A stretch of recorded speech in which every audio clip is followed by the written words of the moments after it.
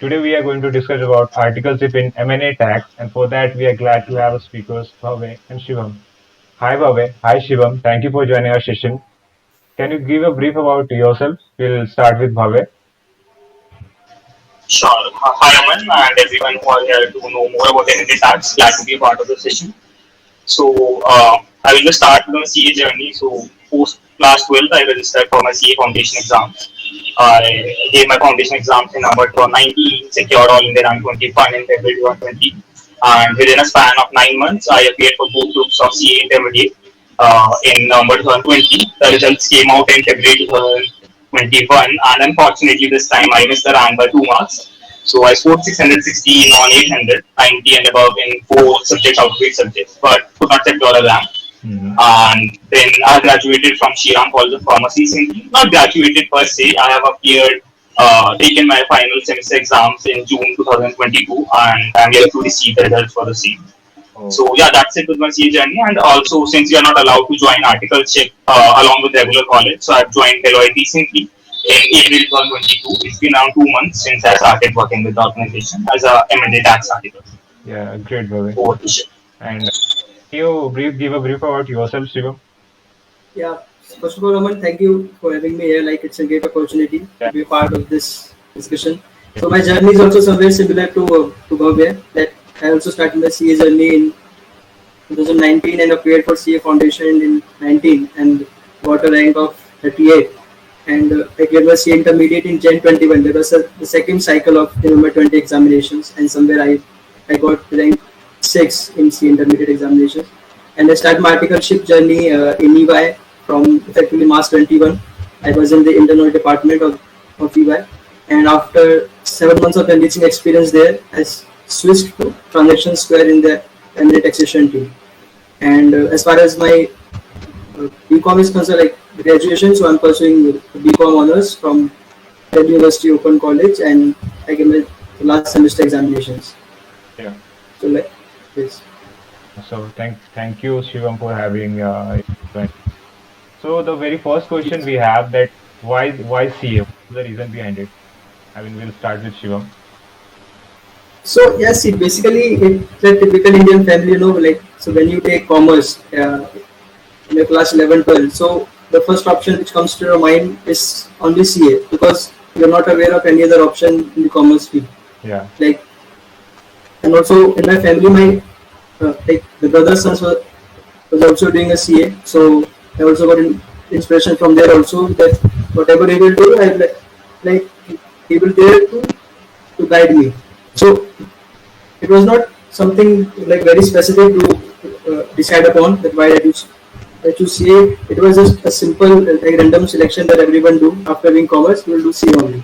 So there is no special story behind it. And what's the reason, Bhave, for CA? So my story around the class 10th class only. We were waiting for the 10th class results, and I was sure that I'm going to score 10 GPA only. And just like someone else who scores a 10 GPA, the teachers recommend them to take non-medical or medical. My science teacher were after me to become a doctor and all that. But I decided that I want to go ahead with commerce because of my love for finance. So Mm-hmm. since early ages only, I had an ardent interest in stock markets. How they function, what exactly they stock. I was not able to understand that in class 10.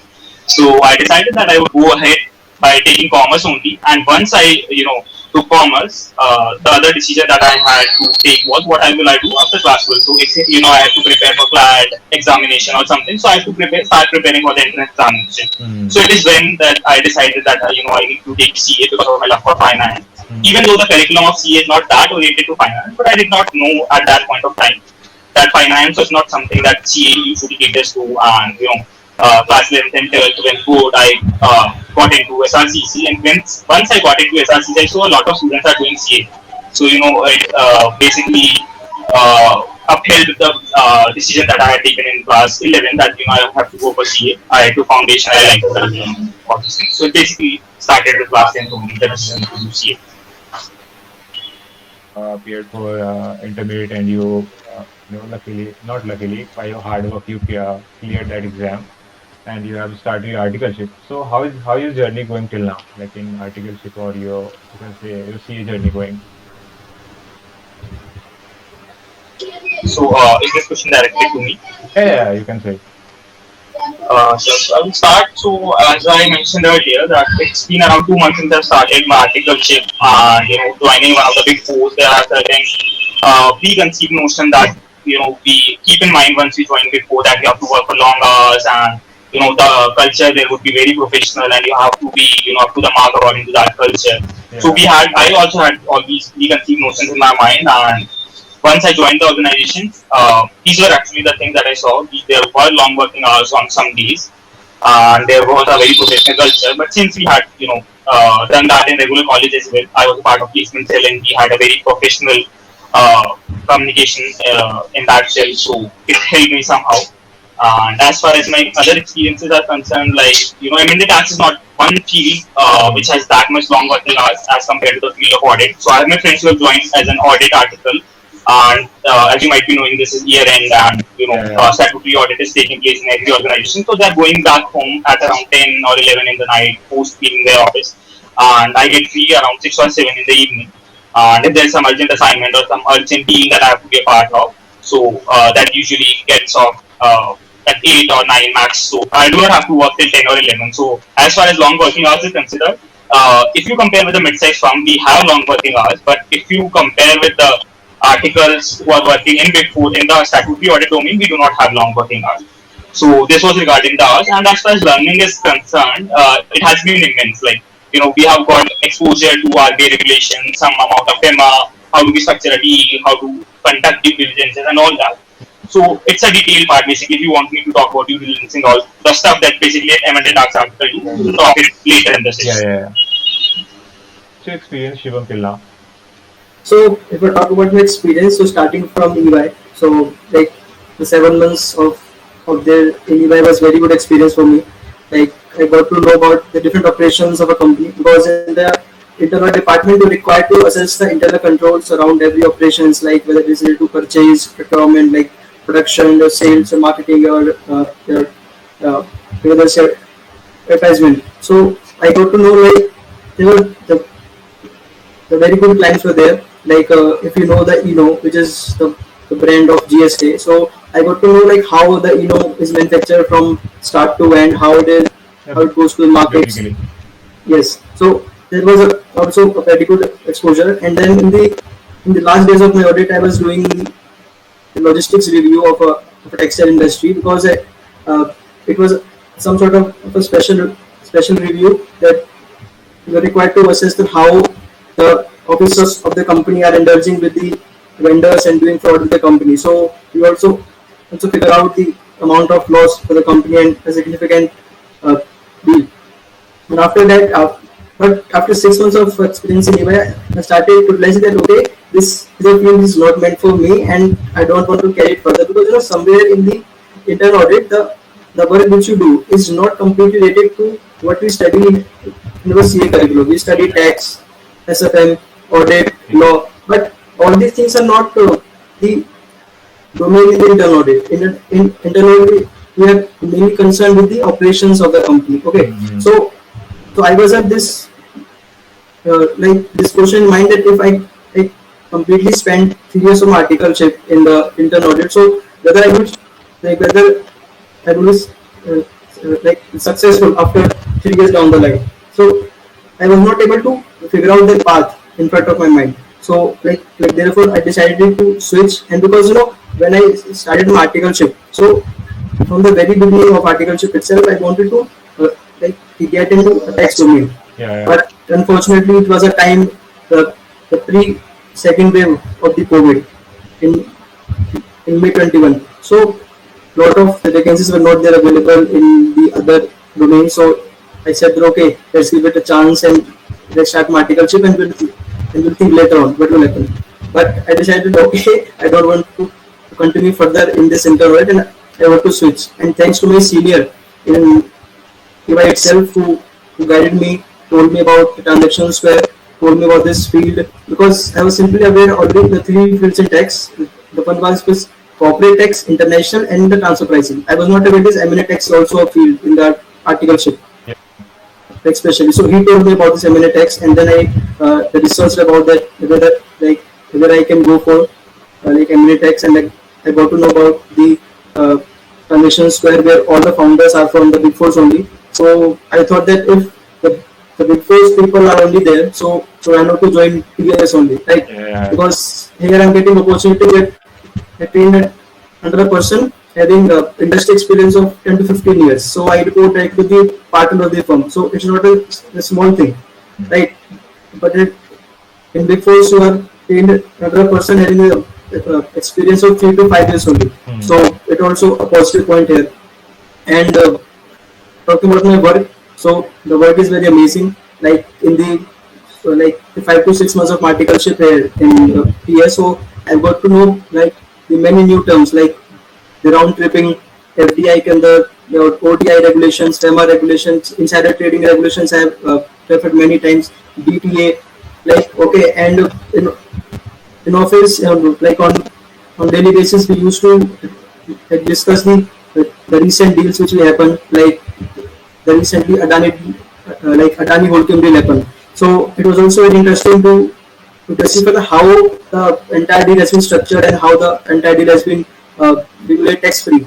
Although it may involve many litigations further, but we analyzed it. So it also gives somewhere a sense of satisfaction that yes, you are in the right direction and studying also about the industry, what is happening actually. And recently, the government introduced 194R section, the TDS on the benefits and the perquisites. So we like discuss in detail that section also, analyze it, what can be the implications on that in M&A as well on the corporate tax. So yeah, like exposure is very rich, like very enriching, and totally satisfied. Yeah. So, Bhavya, the question is to like you cleared a CA inter and then directly you joined Big Fours. What was the reason behind like directly because why not mid-sized firms or any other small firms? You could have get the taste of all the other domains. Yeah. Basically, when I appeared for my CA intermediate examination, post that I had a lot of time. I had around 1.5 days to think Hmm. which domain I want to be a part of and which organization I want to be a part of, whether it be a mid-size, big four, or a small-size firm for that matter. So during that time, when in retrospective, I found out that audit is not a field I want to be a part of Okay. because first of all, audit post qualification is not a very rewarding field financially, and it involves long working hours. So I did not want to disturb my work-life balance post qualifying or even during the period of articleship. So I did not want to go for audit. That was very clear in my mind. I wanted to go for tax. Now I had this ranking in my mind that if I get taxation in a big four firm, then I would join big four, and if I'm not able to get taxation in big four, Hmm. then I would join a mid-sized firm. Okay. And the reason for preferring big four over a mid-sized firm was first there were various reasons that made me choose this big four as my organization. First of them was post qualification as a CA. I talked to alumni from our college who are pursuing CA, and I found out that there are a lot of organizations who give preference to a big four article. Hmm. For instance, Unilever do not hire, I think, from people other than four, and their consulting firms, Bain and BCG, who do not hire other than articles from big four. So I wanted to get into these domain. Consulting as a field has always been very fascinating for me, and just because I have not done my articleship from a particular organization, they do not shortlist my profile. This idea was not something I really liked, so I thought that I would join a big four. And taking transfers from big four is relatively easy than transferring from mid-size to a big four organization, right? So I thought, why don't go for a big four articleship, work there for 3 months, 6 months, and find out if it is suitable for me or not. And Hmm. even if it's not suitable, I can take a transfer after 6 months. And even when I take a transfer after 6 months, I will be left with 2.5 years of articleship. Yeah. So, like, that's a win-win situation for me. But transferring from mid-size to a big four would be a very difficult decision to take, and the partner might not allow and all those things. And if I discuss that in an articleship interview that I might want to get transferred to a big four organization, then they will not take me in their organization at all. Hmm. So up till now, this decision has been good. I'm enjoying working here in a big four, and we'll see how this decision unfolds in the coming months. However,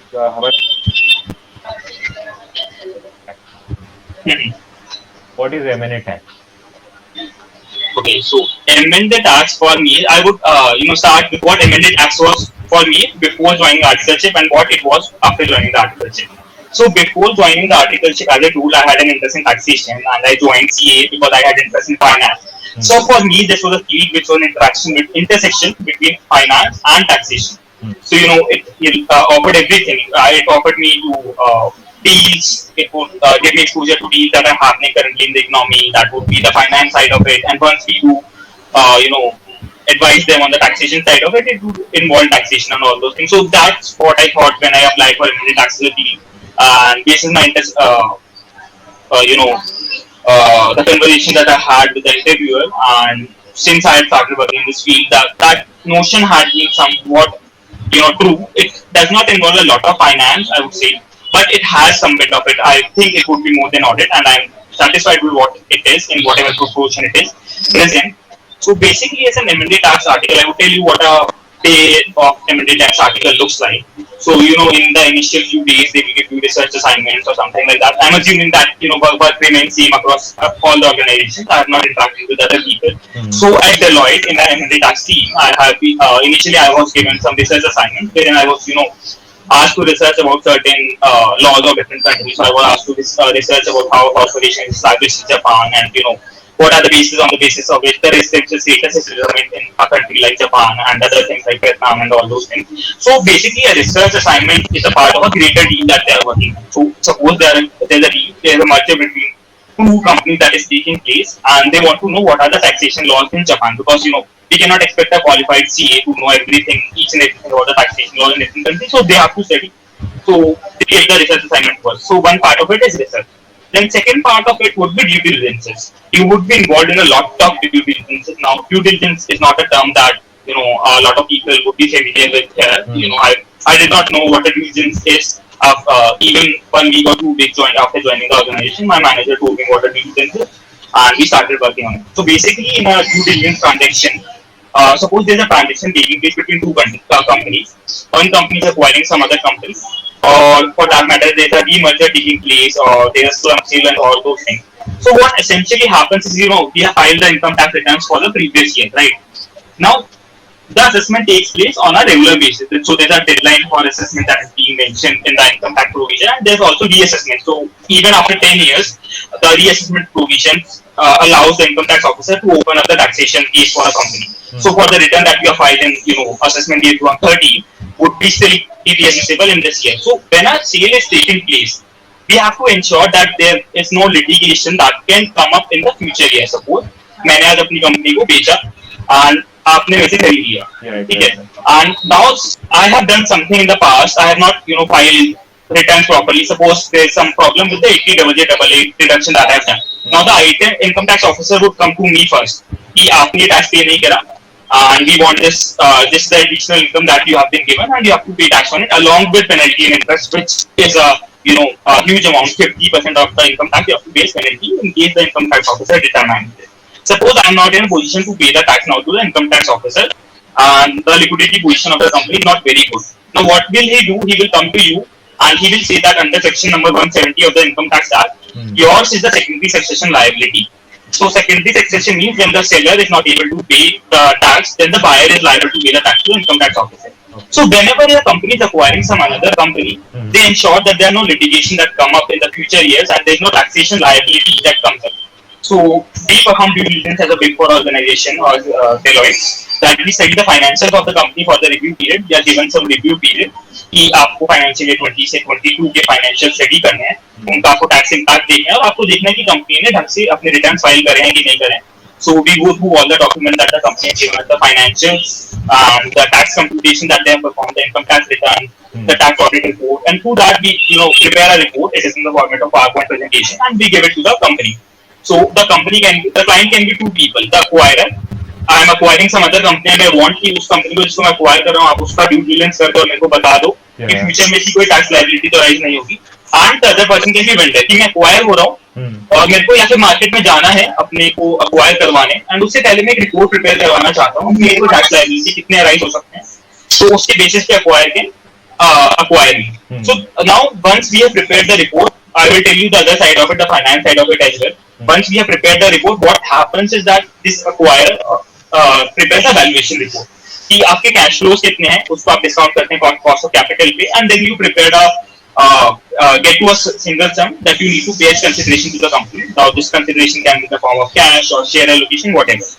Now, what these people do कि जो हमने tax liability निकाली है कि these tax liability can arise, there can be various issues. It can be something that company has not done good in the past, not complied accurately, or has not complied at all, right? So 80JJAA is a litigate deduction section, and there have been a lot of litigations around it. So it is not very clear that you know how this deduction need to be calculated, and there are various views of high courts and supreme courts on this, and accordingly a deduction is calculated. So it might happen that company has not calculated according to what the latest ruling has prescribed. So we calculate the disallowance that income tax officer may bring up. Now these companies incorporate this tax liability amount in their valuation report. Suppose मैंने बोला कि मैं आपको 1,000 करोड़ रुपए पे करूंगा आपकी company acquire करने के लिए, and now if I tell you कि मेरे को 200 करोड़ रुपए का टैक्स लायबिलिटी फ्यूचर में राइज हो सकता है, and suppose this is in present value term, तो I will you will say कि मैं 800 करोड़ रुपए दूंगा आपको, 1,000 करोड़ में से 200 करोड़ रुपए और कम कर लो क्योंकि फ्यूचर में राइज हो सकता है, या फिर you will allot a certainty equivalent to it कि 200 करोड़ की सर्टेनिटी 50% पे है, तो I will reduce 100 crore rupees from the consideration amount. So this is how basically a M&A deal functions. So this is the second aspect of it, the due diligence. Then third is the very interesting aspect, that is the restructuring aspect of the M&A tax article work.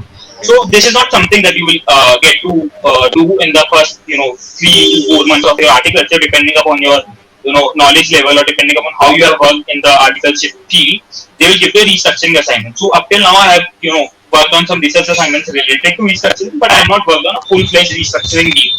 So restructuring is basically, an organization has some structure, an organization has some auditing companies के 100 subsidiaries हैं, and उन subsidiaries के भी subsidiaries हैं. So there's 3-4 levels of things that is going on. The holding companies in Finland or Japan or some other country, and they have subsidiaries in India. Now they want to achieve tax efficiency.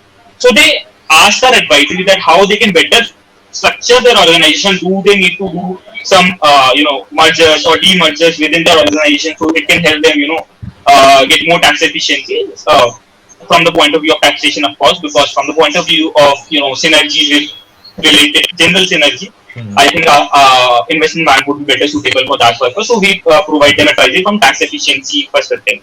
Suppose an organization has to come into India and set up its location here, or some organization getting out of India and they want to set up in USA. So we do advisory work related to that in which form of organization will be suitable. Once they set up, there will be a corporation or a partnership firm or an LLP. So we study the facts of the organization and we advise them based on that. So basically that's it with the work that I have encountered as of now. First was research work, second was due diligences, and third was the restructuring work that I will encounter in future, but I have not encountered. But I had some basic understanding. Yeah. So I have told you regarding that. So Shiva might add on from here. Yes. Okay. So although Bob has given a very detailed explanation of the M&A work which we do at articleship level, but let me take you through some examples so that it can be easy to understand for the attendees. So I will take examples on the deals which I'm working on currently. So the very first example is regarding for example, when a business started in a company, so let's suppose if a company is running a cycle business, okay, and it also wants to run the auto business also. So either it can do it in 2 ways. So either it can incorporate a new company and start the auto business in that company, or it can start the auto business in the initial company itself. So let's suppose if the company it chooses to start the auto business in the existing company at the initial level, and they don't want to invest its huge amount of capital in incorporating a new company and buying the assets entirely new for the new company. So it started its production facility in the existing company itself. Now after 5 years, 10 years down the line, so when the management sees that now the auto business has grown significantly in size and it requires independent management, independent operations to run upon. So it comes to us that sir, the business has grown in size, and now you tell me that what we should do. We want the management to separate control over both the businesses. Okay. So that either we can do the merger of the auto business and the cycle business. So we tell you that auto business is an NCLT driven process which requires 8 to 10 months of the Hmm. timeline. But the advantage of uh, the demerger process is that it is a tax free. Like there is no capital gains is involved. But on the same hand, if we advise the client to do the slum sale means you will sell the entire your auto undertaking Hmm. to the another company. So if you do slum sale, so it involves heavy capital gain taxes. But the advantage in the slum sale is that it is a quick process. So it can be completed within 2 to 3 months as compared to the instantly process. It takes around 8 to 10 months. So, basis upon our analysis, we advise the client that sir, either you can do the demerger option or you can do the slum sale option. So, if the whatever option suits to the management, okay, depending upon the cost involved in execution of that process, depending upon the taxes, depending upon the stamp duty which they will be required to pay, depending upon the all the legal fees like of the councils which are involved in the whole process. So they decide a particular option that we will go with the demerger. So this whole the process is called conceptualization, and it may take around 1 year, 2 year also Hmm. to discuss with the management and finalize a particular option. And after conceptualization, like so, there comes execution process, like where we draft the scheme, go to NCLT, file our application, first motion hearing takes place. After the meetings of the equity shareholders, characters of the meetings takes place. After that, we file second motion application, second motion order comes, we file the notices and the petition to ROC, RD, official liquidator, Hmm. the RBI or like uh, Competition Commission of India if they're applicable in per se cases. And after that, the order comes. So this entire process takes around another 8 to 10 months. So this entire the demerger is the process of around 2 years from the start to the end. And the another example which I can give you is regarding uh, like the repatriation analysis, Hmm. like what we call it. For example, like if our client is sitting in USA and he wants to invest in India, Okay. okay, so it asks us that sir, if I have to invest in India, so what are the different ways I can invest? That Hmm. either I can invest directly into India or I should come through an intermediate holding company, IHC, which we call it, intermediate holding company. Okay. But it means that the funds from USA will be invested to another country, for example, say Mauritius, Singapore, Qatar, or you can say Netherlands, okay, Ireland, and from that country the funds will be invested in India. Okay, so it is called the repatriation analysis, Okay. and here we refer the different tax treaties Hmm. like what we call double taxation avoidance agreements, and depending upon the local domestic tax laws of that industry country, USA country. So we analyze that if 100 rupees will start moving from USA, so how much of the rupees will come to India? Okay, so on the basis of that, we advise the client that you should establish your company like either in Netherlands or you should come directly in uh, from USA to India directly. Like this is what happened the recently in the Adani deal, that there was a entity in Netherlands, and the Netherlands entity has invested in Mauritius entity, and the entity in Mauritius invested in India. So this is how the funds transfer, and this is what we analyze. And another restructuring what we call, there is a client uh, between uh, like in which the different group companies have given the loans to each other. Hmm. Okay, like the A company has given loan to B company, the B has given loan to D, then and then the D has given loan to A bank, to A bank. So the clients comes to us and ask that sir, the structure has become very complicated, and you please advise us that what we should do, that we are running huge losses in our company, and we are not capable Hmm. to the pay off our debts. So what we should do? Either we should liquidate the company, either we should take the company to IBCs, or either that either you should sell our company. So depending upon the benefits of the options which are there, so we advise the client. Okay, although Bhaga has already covered DD part of the deal, so Yeah. it was all about the internal restructuring. So what Bhaga has told, it was the external restructuring where the company X is being acquired by company Y, or the company Y is acquiring company X. So these are the two different companies. But actually it was a part of an internal restructuring. Okay. Okay, so this is a bit of work which we do. Okay. Okay. So like Bhavya ने mentioned किया कि first we do research and due diligence. Correct.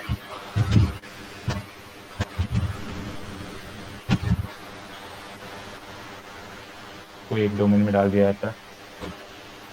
So the when the deal starts, so the deal takes a huge lot of time, 1 year, 2 years. So articles are not no, the articles are given the work to and bits and pieces. Like for example, if I talk about me, so let's suppose if a deal is currently working, and so like my senior asked me to research on a particular aspect of that deal. Like for example, I will take like in FEMA regulations, in so there multi-brand detailing is not allowed. Like if you are doing the multi-brand detailing and the FDI comes into India in that company, so it is not allowed.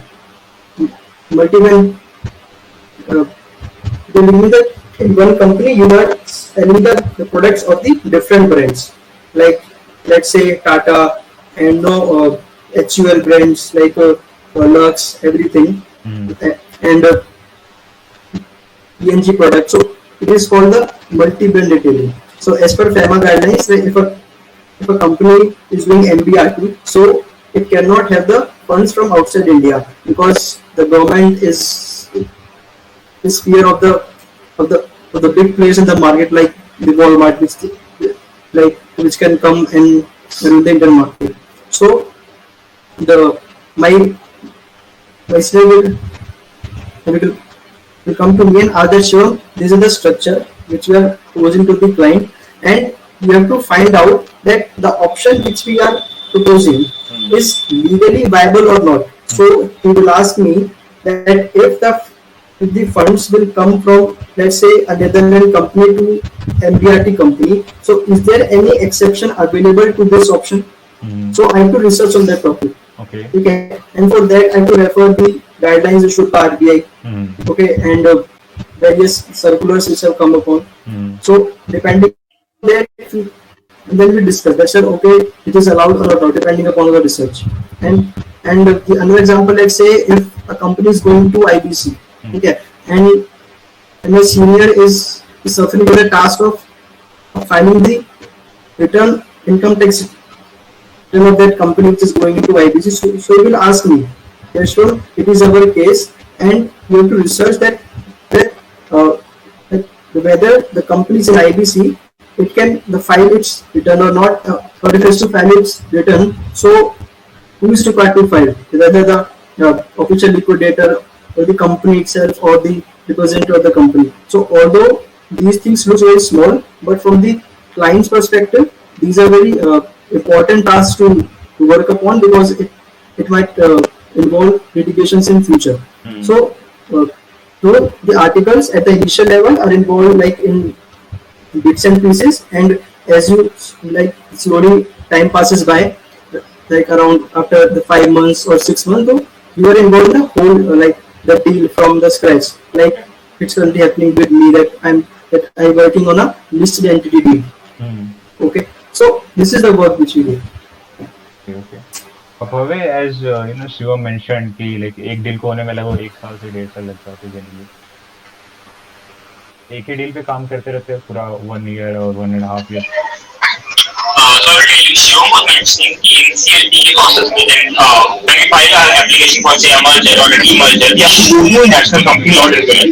And there is a formal process that has been mentioned in chapter number 15 of Companies Act that a company needs to go through.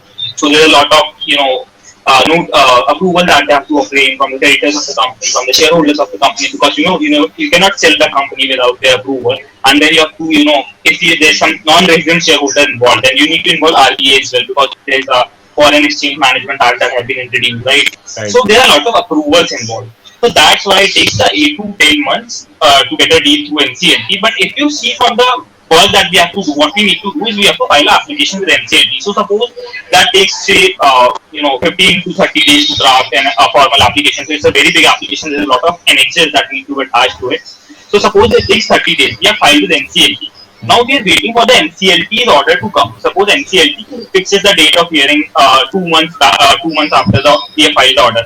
So in between these 2 months, we do not need to do anything. So that does not mean that we would sit empty, right? So there's a lot of other deals that we start working on. Our managers assign us to new deals and all those things. So effectively, what I'm saying is that 8 to 10 months is the amount of is the time duration that the process takes. But if we do not work for 8 to 10 months on that particular deal, Okay. whenever a new update comes in that deal, suppose NCLT ने hearing दे दिया and now he has asked us कि shareholders से meeting करवा दो Okay. and shareholders का जो meeting करवाना है उसके लिए तुमको chairperson hire करना पड़ेगा and उस chairperson की report हमको submit कर देना इस दिन तक. So now once the hearing order has come, now we need to go to the chairperson who NCLT appoint करता है and the chairperson के through we need to conduct a meeting on the appointed date. But that's what needs to be done, right? So in between that we can work on other deals. So effectively we work on every assignment, restructuring, BDD and research B, and all those things go in hand in hand. That does not mean कि एक दिन आप DD पे काम कर रहे हो तो you won't work on a restructuring deal. You would work on DDB and you would work on restructuring deal. Okay. Okay. So that's how it goes. And so many technical terms, as I asked about your work, what kind of work you do, and what is M&A. So, like, let's say from an article perspective, let's say कि मैंने अभी just inter clear करा, and मेरे को M&A tax में articleship करना है. Then what is the thing? What is the perquisite knowledge I should have? Away to you. That was the question exactly that had in my mind. I reached out to a lot of people on LinkedIn, basically who are working in m&Atax as a field of articleship. So basically, if you notice that m&Atax team normally hire people who have secured top ranks only. Okay. So from the last two or three attempts, I think the All India rank one who have secured All India rank one in Inter is working in the m&Atax team and some other organizations, mostly Big Four. I am not aware if they are working in a mid-sized firm as well. So all the top rank holders are working in m&Atax only, and this was one of the decisions. This was one of the facts, that hindered my decision to take m&Atax as a field of articleship. So I reached out to these people. I asked this same exact question that you are asking me now. So what they mentioned is I'm going to tell you, and this has been my interview experience as well. Okay. Okay. So they mentioned that we do not need to have any such knowledge. So suppose we are having FEMA as one of the laws that we need to perform our research during articleship. So the interviewer is not expecting that you know any FEMA thing, any FEMA related thing, Okay. as on the date of interview. Sorry. So all they want is what's your reason for taking m&Atax as a field of articleship, and have you researched enough about m&Atax? So they will ask you what according to you is a work that an m&Atax article do. Because if you do not know about the role, then how come you have decided that you want to be a part of role, right? So first is why m&Atax, then what are exactly the responsibilities of an m&Atax article, and then thirdly, since they do not have anything extra to ask you related to M&A, because we normally work on some sections of income tax, then FEMA regulations, then corporate law, and other taxation laws of other countries, and things related to that only. So they basically asked from the intermediate syllabus only. For me, it was AS14. AS14 is based on amalgamation, so it was a related thing. So they asked, even though AS14 does not come handy while we are working as an M&Atax article, but since it is related to that field, so they asked M&A, AS14 amalgamation. And apart from that, there were open-ended questions like, what do you know about M&A from corporate law and from taxation perspective? So taxation may, I think in Inter we did not study anything related to merchant acquisition apart from capital gain के certain sections Yeah. की है ना कि transfer के case में which would be treated as a transfer and which would not be treated as a transfer. तो उसके अलावा I don't think we studied anything related to M&A. So I told them कि M&A से related in taxation they taught anything, and in intermediate law as well we only studied in chapter number 10. So chapter number 15 of mergers and acquisition do not come in place. So I researched about it before appearing for the interview, and I came to know कि एक chapter number 15 की होता है that talks about mergers and acquisitions. So I studied mergers and acquisitions chapter number 15, and when they asked me what do you know about mergers and acquisition from law and taxation perspective, so I told them that I have taken this initiative from my end and I've studied this chapter. So you can ask me anything related to that. So they just asked me to specify 232 section के क्या process होता है. I told them the process and that's it. And apart from that, there were some basic questions related to taxation, to the taxation rate that they are going in the economy. Then they also expect you to know about certain deals that are happening in the economy. So my interview specifically asked me what are the recent deals that you are aware about, not exactly the specifics of the deal, just what are the deals going on, and if they want, they can ask. Like I was not asked for in general, but one of my friends is working in EY transaction tax. He was asked about the deal in specifically उस deal में क्या हो रहा है, and why do you think the deal is taking place at all? What would be the rationale? He the company has decided to acquire another company and all those things. So basically, depends on the interviewer. It's mostly the general things that are happening around the economy. Suppose interest rates of the economy, so they can ask that as well. I was asked certain technical questions related to the economy as well, and there was general discussion taking place. So mostly like if they ask you something and you answer something, suppose AS14 they ask me something, I mentioned swap ratio in my answer. So now they will ask you what exactly is swap ratio, and they will build a case study around it, because the person who is taking your interview has 11 to 12 years of experience in that field. So my second interview, I had 3 rounds of interview. Second interview was taken by senior manager of the company. Senior manager had 12 years of experience. So they can make a case study then and there in your mind, in their minds, and they can ask you. So I was asked the case study regarding the merger, regarding swap ratio and all those things. So you need to be very careful with the answer that you are giving them.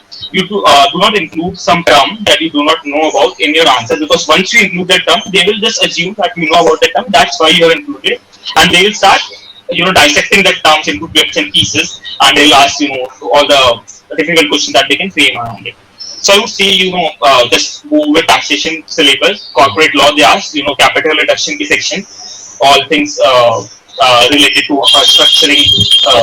So you can read about chapter number 15.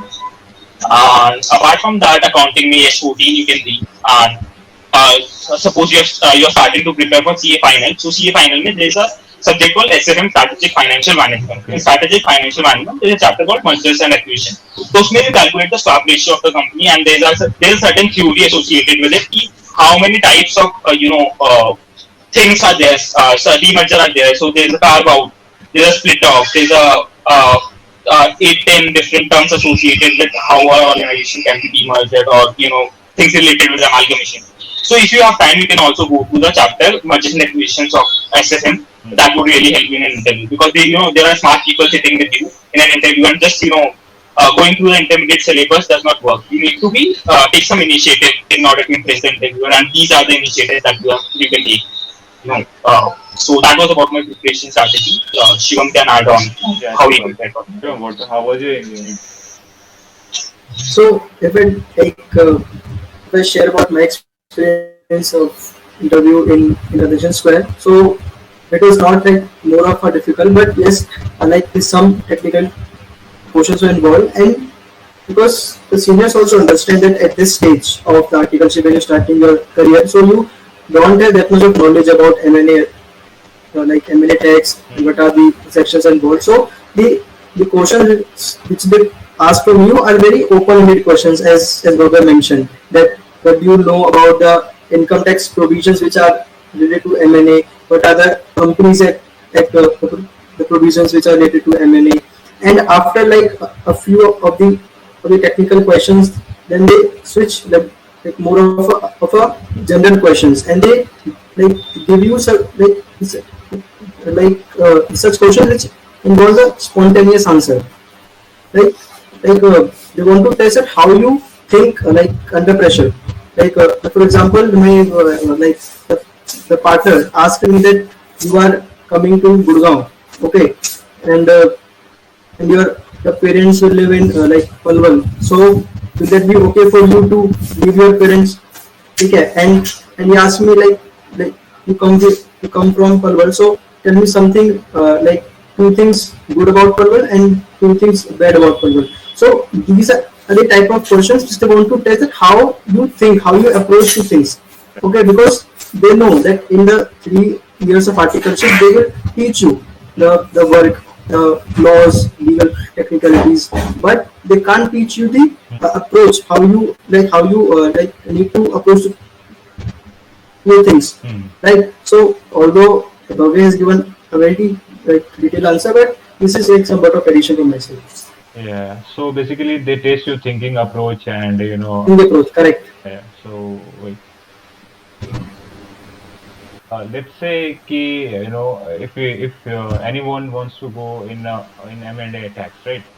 तो क्या क्या एक just summary की क्या requirements हो सकते हैं उसके लिए कि लाइक कंपनीज लाइक फॉर्म्स क्या रिक्वायर करती है, राइट? So from me, या so like if you are targeting to M&A, so I think the very first the criteria which forms has is the good academics, okay.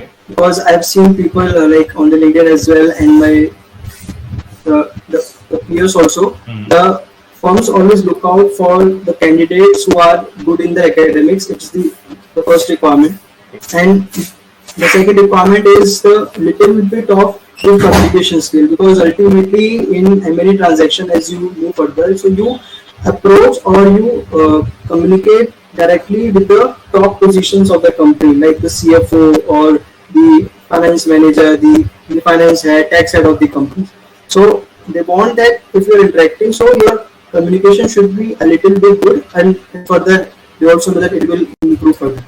And apart from that, they don't expect much of the technical knowledge from you, but yes, the things which you studied in your CA Inter about the capital gains taxation, PGBP tax, your company's like simple provisions, or your like the buyback, dividend, okay, Hmm.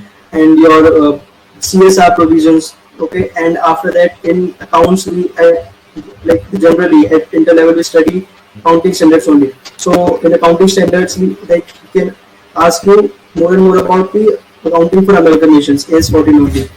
And like if you are, and to impress the interview, like what I did, so you should also have a little bit of the knowledge about the recent deals which are going on. So before going for the interview, you should like the brush up about the deals which are taking place, so that you can also know that yes, you are genuinely interested in the M&A tax, right? like in the field which you're applying for, Yeah. right? That you're not like here only for the bow and arrow. No, Yeah. you are seriously interested towards the work. It shows your the seriousness. Hmm. And after that, like a little bit of things about the economy, as Baba mentioned, like it is also like in like in rare cases they ask, but yes, they ask, so it will also prove to be a positive point on your side as well. Okay, question to you that Shiva mentioned कि good academic is the requirement for M&A tax. Like which kind of good academic? In just inter only or from the very beginning from 10th standard and 12th and then foundation and like everything. So basically, I don't think 10th or 12th standard, whatever is the marks that you are secured in 10th or 12th standard forms a part of your CV that you are sending to the organization. But during the interview, we do not have a good discussion around it. We 10th may you score this much marks, why did you score less marks, or Hmm. 12th may you score this many marks, so we should select you in for this role in our organization. So this is not like that. Basically, suppose you have got 10 CGPA in 10 standard, Hmm. 95 plus percentage in 12 standard, a rank in CE intermediate. So it just shows that you have been consistently performing well during your academic career, right? So it just instills in the interviewer that since this guy has performed superior to his peers since class 10, so he might outperform in the professional culture as well. So Okay. it basically just like that. So they just think this thing in mind, but they do not ask you explicitly why you have scored less or more in 10th or 12th standard, or it does not form a part of conversation per se.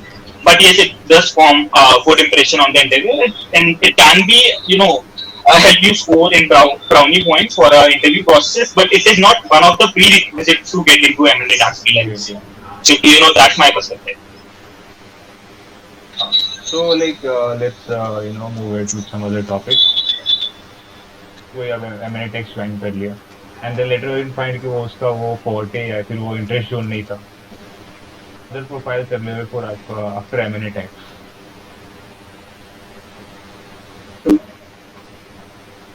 So it's been 2 months since I've joined m&Atax field in Deloitte, and I have not, really put a thought into whether I would require to do this or not. But I would just tell you a brief about the opportunities that are available that I know. So first would be the industrial training opportunity that CA Institute gives you. So you are eligible for going for industrial training post 1.5 years of your articleship. So suppose you have discovered after 1 year or say 8 9 months, so you can go on additionally for next 5 6 months in that particular organization only, and after that you can join some industrial training organization. So there are a lot of big firms that are offering industrial training roles, whether it be BCG has started giving front end consulting industrial training role recently.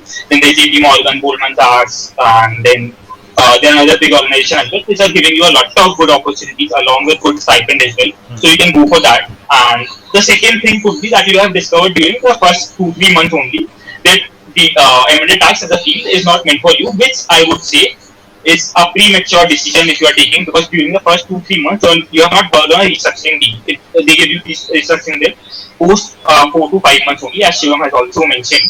So this might be a little premature of you to think that the M&Atax is not meant for you, and you should carry on with articleship, I would say, and discover your interest. So suppose after 6 to 7 months you have discovered that M&Atax is not meant for you, then a transfer is something that you can do. You can move to statutory audit, you can move to some other fields as well. Moving from a big four to a big four would be a difficult thing to do, because I don't think big four takes a lot of transfer cases. But one thing that could be done is you can move internally in your organization. So suppose you talk with your team that M&Atax is not working for you, and your seniors are also very cooperative. As it is in my team, M&Atax teams are normally very closely knitted. So I have 10 to 12 people in my team. One is partner, one senior manager, 3 4 assistant managers, and that hierarchy has been followed. So we have normal informal conversations in our team, so we can talk regarding that, and they can refer you to the statutory audit team. So one path can be industrial training if discovered early. That can be internal transfer in your organization to other fields, because Big Four works in all the domains, right? And then there could be transfer to mid-sized firms. So mid-sized firms normally accept transfer cases. So you can take transfer in mid-sized firms in whatever domain you want to be a part of. Of course, you need to have some knowledge about the domain that you are shifting to, and this needs to be a very calculated decision, I would say again, because I have seen a lot of people who take this decision prematurely, and they are not satisfied in both the organization that they have left, and in the organization that they have joined again also. So you talk to your seniors, you tell them whatever problem you are facing, they can guide you better, and then take this decision. Yeah, these are the options that are available that you can take.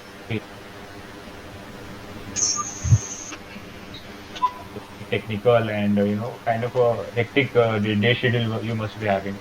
So can you share what a typical day look like of a M&Atax article? Yeah, Shivam. Yes.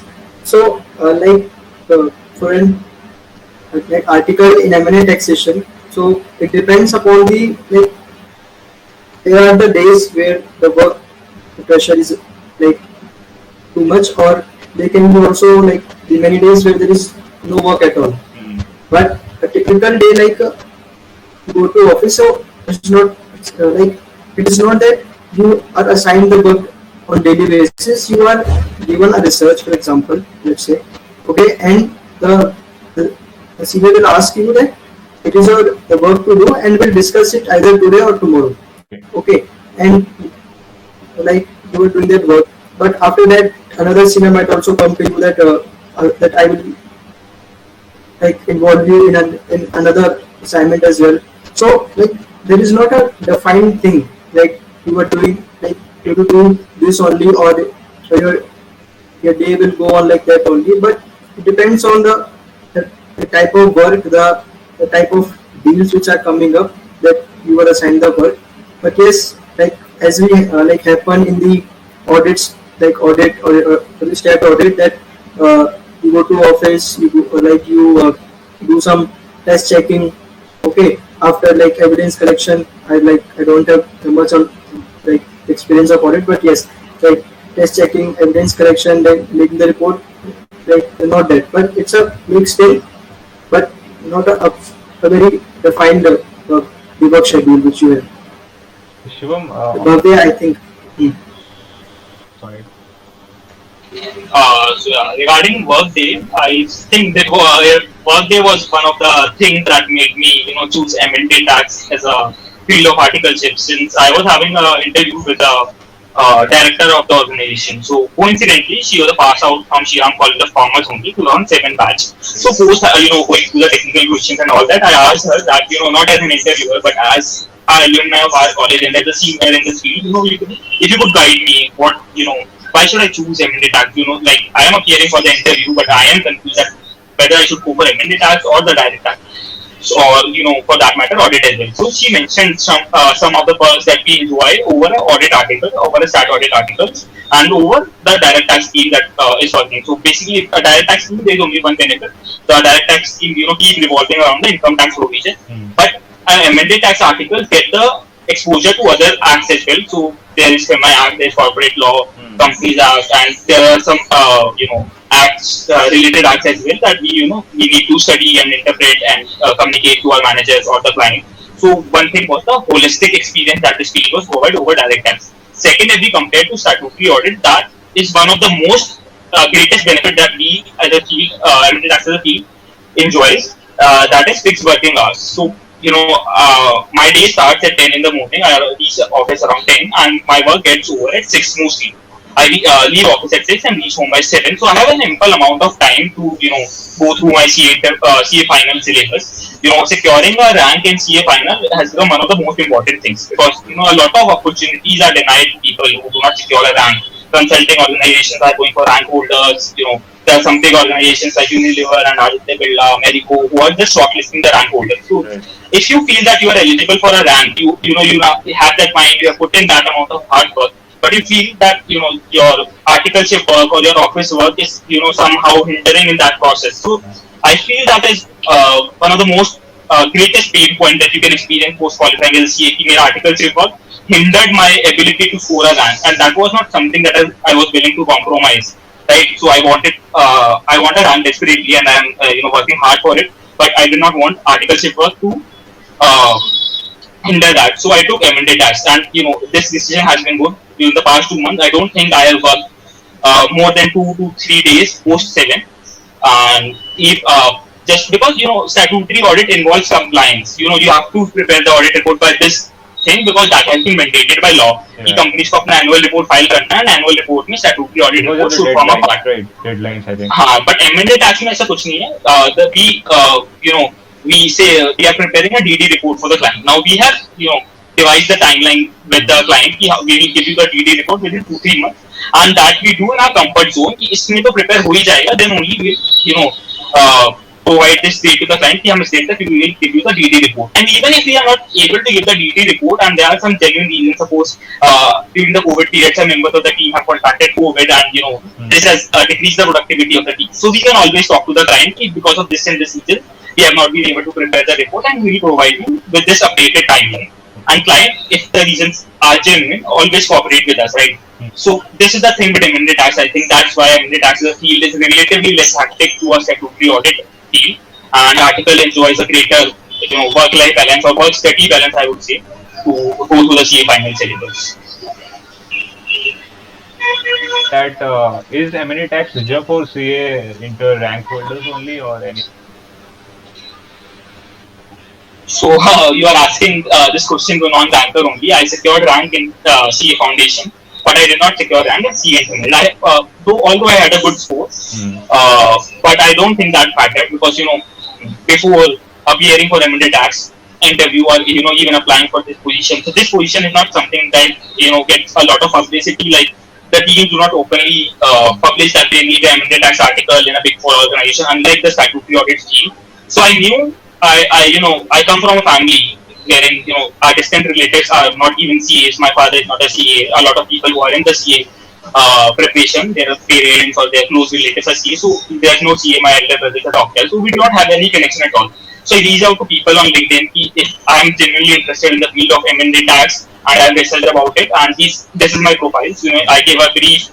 These are the case competitions that I have participated in. This has been my academic journey. These are the problem solving skills that I will bring on table once I become a part of the organization. So they referred me in their organization. So if I talk about my team, they have not hired an article for last 4 to 5 years. But when my profile came across them, they thought about why not be a hire article, and this would help us, in our team as well. So it's not like this organization has not hired an article at all, so you won't apply. You always need to take an initiative to apply to these roles. So my seniors told me, if you have not secured a rank, you will not get into taxation at all, leave M&Atax, because M&Atax is meant for elite people according to them. Okay. So this was the view of them. So I was very disappointed initially for say 1 month during the I started applying around December 2020. December 2021 I started taking advice from senior, because I had to apply in January 2022, because that was the period when the result of CA did come and the vacancies open, right? So I was initially very disappointed. Then I thought, what could be the worst that could happen? People would decline that they do not have vacancies, right? Or I would get an interview, but they would decline because I would not have a rank. But this should not stop me from trying to apply, right? So I applied anyhow, and people were very cooperative. We had a good conversation during the interview, and they selected. So I would say the rank is not essential for getting into M&Atax. Even the score is not essential to get into M&Atax. I have friends who have secured 470 in India, right? 470, and you secure a rank somewhere in the range of 600 to 800. So there is a lot of difference between rank, and she is currently working in direct tax team in KPMG. And interviewers were very, not even once brought this question up, why you have scored so much low marks in intermediate, because, appearing for both groups of intermediate and clearing them in one go is itself a big achievement for them, and they're okay with it. So I would say that if you think you have the necessary skills and expertise and you have this interest in this field, then you should definitely apply. What that could happen is that you would not get selected and you would work in some other field, but you would not, live with a resentful feeling that you have not applied at all once you get to know that your friend who have secured the same marks got selected in this organization or that organization. So definitely go for it. Don't see your score. Don't see whether you've got one group or two groups, but reach out to people. Network with people on LinkedIn. LinkedIn is a wonderful platform, but you have to structure your message in a good manner. It has to be formal. You have to address the people with the right spelling. Today morning only, one of the person was asking if I can refer him in my organization, and my spelling goes like BHABAY. And he mentioned hi BHABYA. Okay.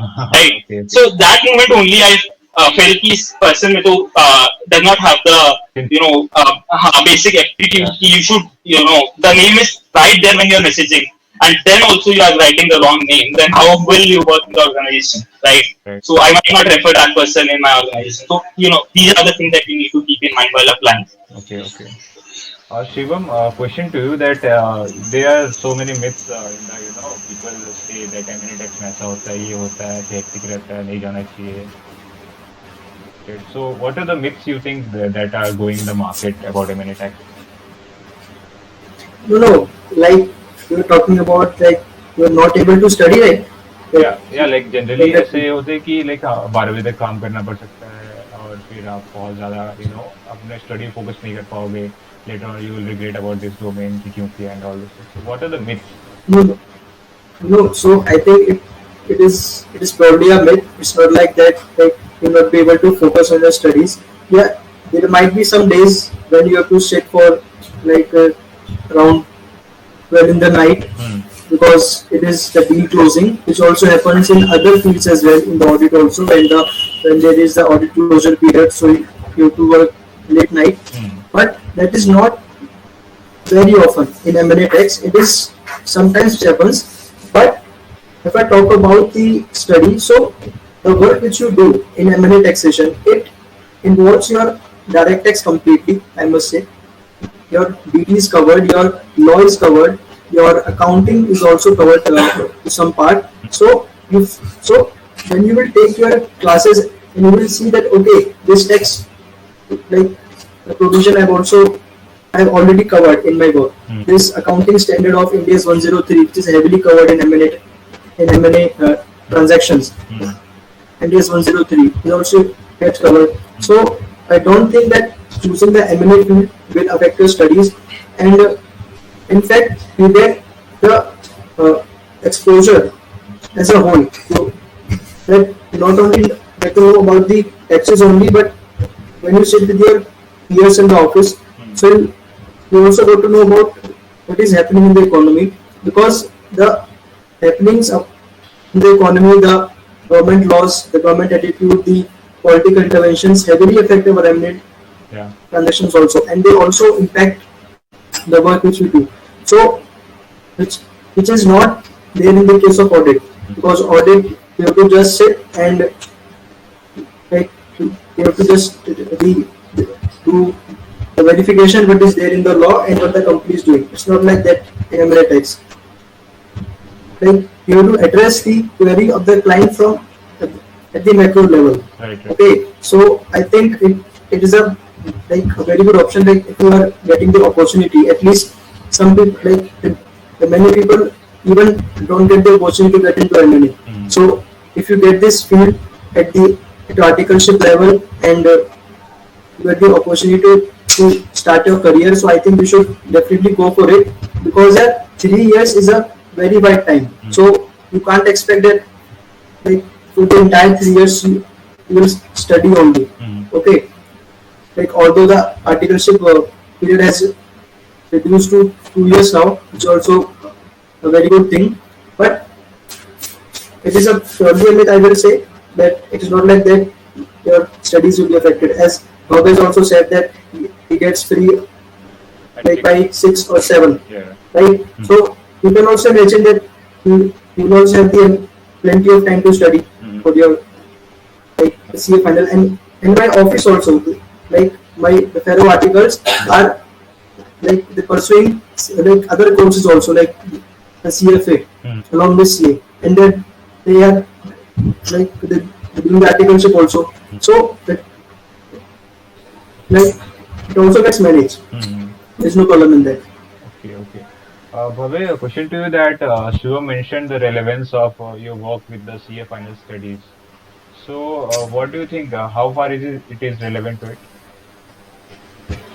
So I would say mostly it is relevant from the taxation point of view. So even though amended tax as a field does not involve transfer pricing a lot, but say I was working on a due diligence for past 2 weeks. So in that the client was going to a transfer pricing assessment, and transfer pricing we need to go through all the circulars that have been issued to the client by the income tax officers, and we need to analyze and interpret that what would is the case of the client suitable for demand being raised by the department later on. So I had to go to the transfer pricing sections as well, section number 92, all the related section 92, A, B, C, D, E, to understand actually what is happening with the client. So, transfer pricing is not something that we study during the CA intermediate. Right. This is something that we study during CA final.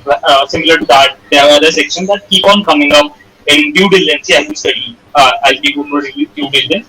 There are a lot of sections that keep coming out, and we have to research about it. So basically, if you remain associated with amended tax as a field all through these 3 years of articleship, and you don't join industrial training, so a lot of direct tax curriculum would be covered in that only.